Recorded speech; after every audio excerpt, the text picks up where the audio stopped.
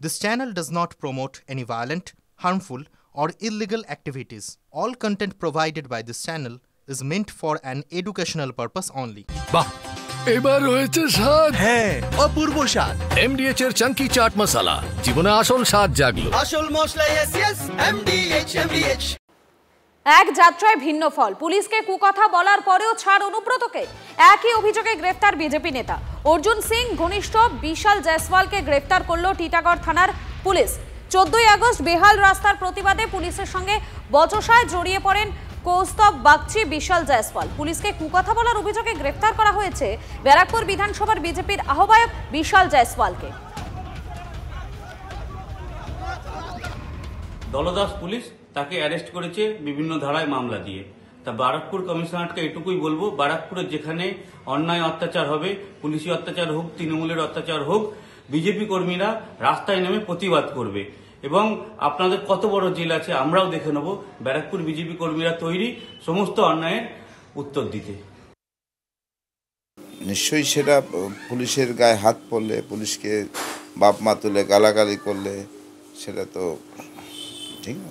আমি যতটুকু জানি সেই ঘটনার পরিপ্রেক্ষিতে পুলিশের পক্ষ থেকে একটা এফআইআর হয়েছে, সেই এফআইআর এগেনস্টে ধরেছে।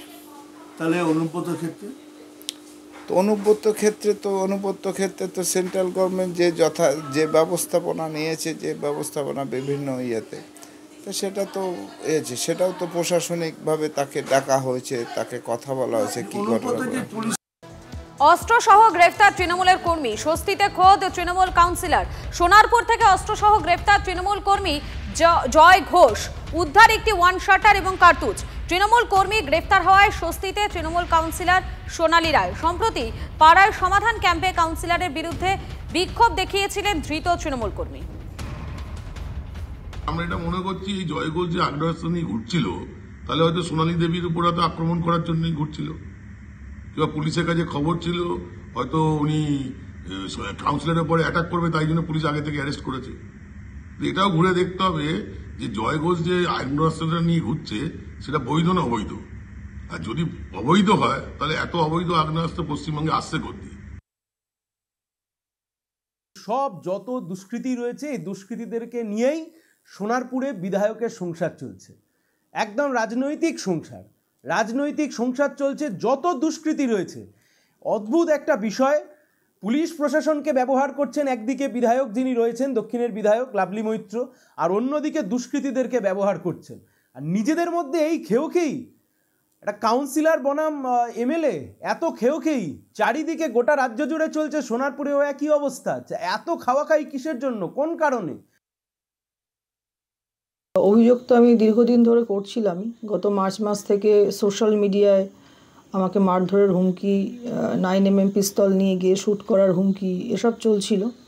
তো জনপ্রতিনিধি পরে প্রথমে একজন সাধারণ নাগরিক এবং পরিবার আছে, সেজন্য একটু আশঙ্কিত ছিলাম। প্রশাসনের বিভিন্ন স্তরে জানিয়েও ছিলাম। এবং আপনারা জানেন ঘটনা কি ঘটেছে ক্যাম্পের বাইরে, সবটাই আপনারা জানেন। তো প্রশাসন যে তৎপর হয়েছেন এবং দায়িত্ব সহকারে অপরাধীদের চিহ্নিত করেছেন, এজন্য আমি প্রশাসনকে কৃতজ্ঞতা এবং ধন্যবাদ জানাবো।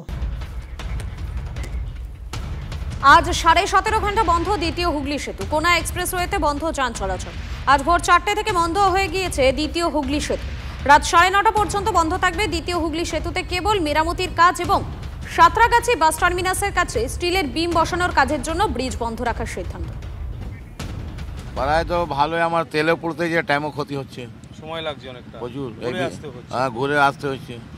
আমি বাঁকড়া দিয়ে পুরো ঘুরে দুনিয়া জাহান আসতেছি। কলকাতা, হাওড়া থেকে কলকাতা যেতে গেলে এবং কলকাতা থেকে হাওড়ায় আসতে গেলে শুধুমাত্র কিন্তু হাওড়া ব্রিজের উপরেই ভরসা করতে হচ্ছে। সেক্ষেত্রে কিন্তু একটু হলেও অসুবিধার সম্মুখীন হচ্ছে সাধারণ মানুষ। এবং মূলত যেহেতু এই দ্বিতীয় হুগলি সেতু মেনটেনেন্স, পাশাপাশি আরেকদিকে সাঁতরাগাছি ব্রিজ বন্ধ, এবং তার জন্যই কিন্তু সাধারণ মানুষকে একটু হলেও অসুবিধার সম্মুখীন হতে হচ্ছে। যদিও আজকে রাত্রি 9টার পরে কিন্তু এই পরিষেবা স্বাভাবিক হয়ে যাবে। অসুবিধা তো হচ্ছে একটুখানি, আজকে রাত 9টা অবধি বন্ধ আছে মাত্র। তোমাদেরকে ঘুরে আসতে হচ্ছে? হ্যাঁ, ঘুরে আসতে হচ্ছে, একটা অসুবিধা হচ্ছে। লং টাইম ধরে কাজ করছে, তাতে অসুবিধা হচ্ছে, ঘুরে আসতে হচ্ছে। হ্যাঁ, আমাকে তো পুরনো ব্রিজ হয়ে ঘুরে যেতে হচ্ছে, রবীন্দ্র সেতু হয়ে। प्रतिदिन तो विद्यासागर सेक्टर दिए जाता है। सर बहुत प्रॉब्लम है। न्यू टाउन जाना था 1 घंटा के अंदर मेरे को, ठीक है, क्योंकि 9 बजे से मेरा पिकअप है वहाँ पर, अगर नहीं होगा तो उसमें फ़ाइन लगेगा। तकलीफ हो रहा है बहुत काफ़ी तकलीफ, और रास्ता का ऐसा हालत है, इतना गड्ढा गुड्डी, बहुत ज़्यादा प्रॉब्लम है।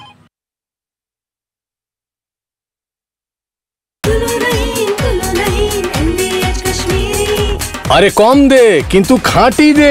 MDH কাশ্মীরি লাল লঙ্কার গুঁড়ো।